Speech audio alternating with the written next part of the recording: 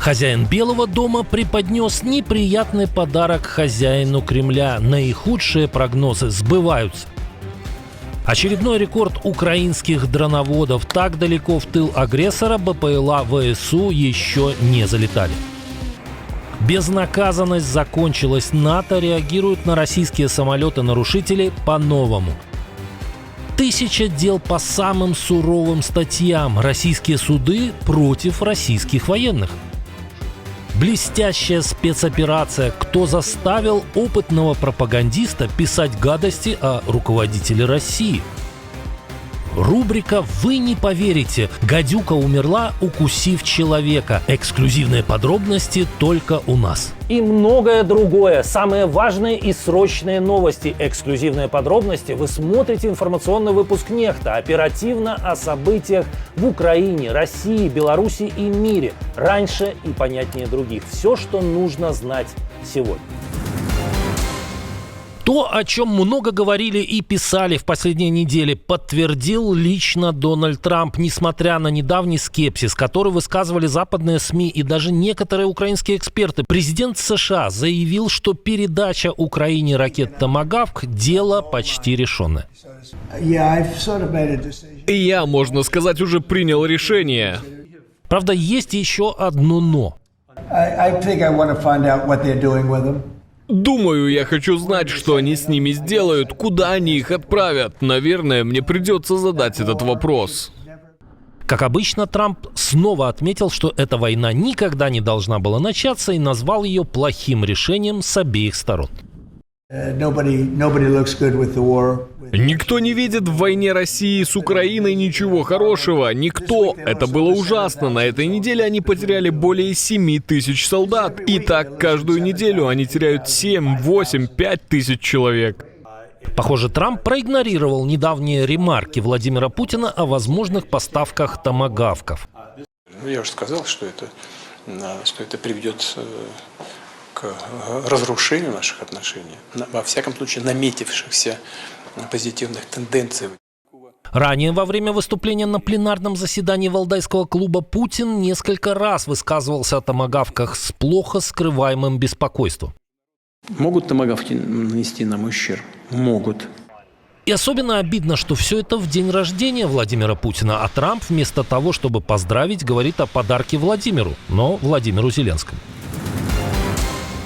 Как пишут прокремлевские СМИ, первыми с 73-летием российского диктатора поздравили китайские и белорусские коллеги. Но поздравление от ВСУ, если не опередило телеграммы от Си Цзиньпина и Лукашенко, то во всяком случае было гораздо ярче. В сторону страны-агрессора прилетело 184 украинских дрона, и впервые часть этих птичек добралась до азиатской части России. Несколько беспилотников упали в районе НПЗ в Тюмени, а это 2000 километров от Украины. Местные власти рапортуют, что обнаружили и обезвредили 3 беспилотника. Экстренные службы якобы предотвратили детонацию, взрывов и пожаров не было. Предприятия района продолжили работу в штатном режиме. Потерь нет. Однако проект Экселинова Плюс утверждает, что НПЗ в результате налета все же пострадал, публикуя фото последствий. В общем, поздравления хозяину Кремля от ВСУ получились зажигательными. А что бы хотели пожелать ему вы, можно оставить в комментариях.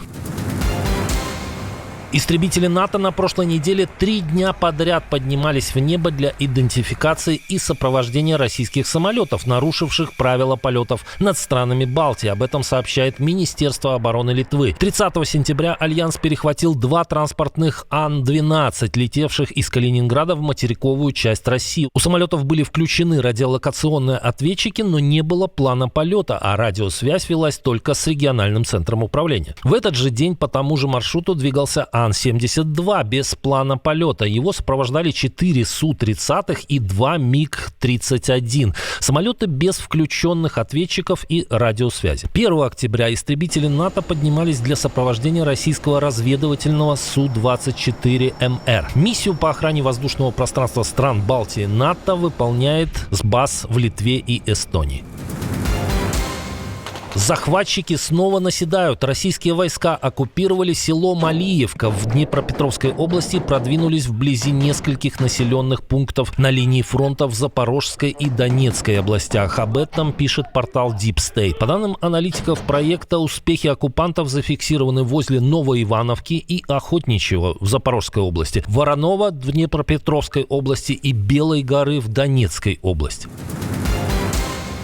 Кремлевская пропаганда представляет российских военнослужащих освободителями, но даже российские военные суды вынуждены признать, что многие из них просто головорезы. По данным Медиазоны, за время так называемой СВО на российских вояк заведено как минимум 989 уголовных дел по статьям об убийстве и умышленном причинении тяжкого вреда, повлекшего смерть человека. Резкий рост приговоров начался в 2023-м. Тогда суды осудили 266 военнослужащих по таким статьям. В 2022 таких приговоров было всего 38. В прошлом году количество осужденных выросло до 346, а с января по сентябрь текущего года поступило уже 377 новых дел. Важно понимать масштаб. Эти данные учитывают только гарнизонные военные суды, которые разбирают дела в отношении служащих ВС РФ. Похоже, для одного диктатора дело все больше пахнет керосином. США прекращают дипломатические контакты с Венесуэлой. Дональд Трамп окончательно свернул попытки заключить соглашение с этой страной, что открывает путь к возможной военной эскалации против наркоторговцев и режима Николаса Мадуро. Об этом сообщает The New York Times со ссылкой на неназванных американских чиновников. Во время недавней встречи с военным руководством Трамп позвонил специальному посланнику Ричарду Гренеллу, который вел переговоры с Мадуро и венесуэльскими чиновниками и отдал тому приказ прекратить все дипломатические контакты. По данным источников, это связано с разочарованием президента США из-за отказа Мадуро добровольно покинуть пост и постоянных заверений венесуэльских чиновников, что они не участвуют в наркотрафике. Эскалация отношений США и Венесуэлы длится уже несколько месяцев. В августе к берегам страны были направлены 4500 морских пехотинцев и моряков на 7 кораблях. За это время США уничтожили несколько катеров предполагаемых наркоторговцев. Ранее Минюст и Госдеп США объявили вознаграждение в $50 миллионов за информацию, которая приведет к аресту Мадуро. Американские чиновники подтверждают, что администрация Трампа разработала несколько военных сценариев. Товарищ Путин, произошла чудовищная ошибка. Известный пропагандист повинился за свою излишнюю смелость. После шумихи вокруг новой книги Александра Проханова автор попытался оправдаться в стиле «Вы все врете». Разгорается скандал вокруг написанного мною романа «Лемнер». Зарубежные либералы, релактанты, которые умеют читать книги, они выхватили из этого романа несколько фраз, в которых нелицеприятно, действительно нелицеприятно отзываются о президенте Леониде Леонидовиче Троевидове. Опус старого имперского пропагандиста, где руководитель России описан как питающийся кровью девственниц с помощью китайских пиявок и хранящий тела врагов в кабинете, вызвал бурю. Презентацию книги в Москве отменили, тиражи исчезли из продаж, но виноват не автор. Они эти фразы приписывают мне как автору, возводя хулу на президента и на меня, стараясь объяснить мое писание как акт антипрезидентский и антигосударственный. Это прекрасно сработанная спецоперация. Они хотят сделать роман Лемнер вторым романом доктора Живаго. В этом месте так и непонятно, хочет ли старый барзаписец повиниться перед хозяином Кремля или все-таки мечтает о лаврах Пастернака и Нобелевской премии за критику путинизма. На всякий случай Проханов, которого прототип Троевидова недавно удостоил звания «Герой труда», усиливает свою челобитную. Моя репутация среди моих читателей, единомышленников – это репутация государственника, который видит в президенте Путине Владимира Владимировича человека, который олицетворяет и одухотворяет сегодняшний исторический путь России, двигающийся от великих потрясений 1991 года к своему неизбежному величию. Похоже, в свои 87 опытный имперский пропагандист не спешит присоединиться к прототипу другого героя своего романа Евгению Пригожину и все еще хочет пожить. Золото продолжает бить рекорды. Впервые в истории цена на желтый металл преодолела отметку в $4000 за унцию. Металл дорожает третий день подряд на фоне шатдауна в США. Конгресс по-прежнему не может выйти из тупика между палатами, из-за чего работа правительства приостановлена. Поддержку рынку оказывают ожидания снижения ставки ФРС на заседании в конце октября. Инвесторы реагируют на экономическую нестабильность и инфляцию, скупая золото из-за страха упустить доходность и потенциальную волну роста. Признавайтесь в комментариях, кто сколько унций золота купил с последней зарплаты.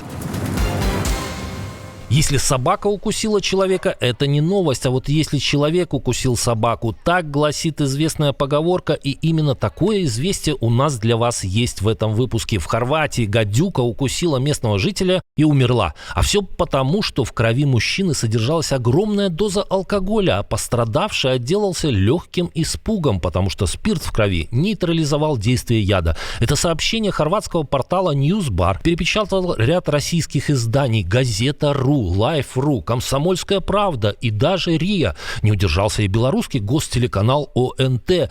Маленький нюанс заключается только в том, что издание Newsbar — это сатирический сайт, публикующий выдуманные новости. Пропагандистов Путина и Лукашенко не смутила фантастическая доза в 5,7 промилле, якобы содержавшаяся в организме хорвата, и пикантные подробности о том, как гадюка после укуса перед смертью билась головой о дерево. В общем, помните, чрезмерное употребление алкоголя и российской пропаганды вредны для здоровья. Смотрите лучше нехта. Отдельное спасибо за то, что досмотрели до конца. Спасибо за ваше доверие. Жду развернутых комментариев, лайков и репостов. Это важно для того, чтобы нас становилось больше. На этом пока все. Доброго вам вечера. До новых встреч и хороших вам новостей.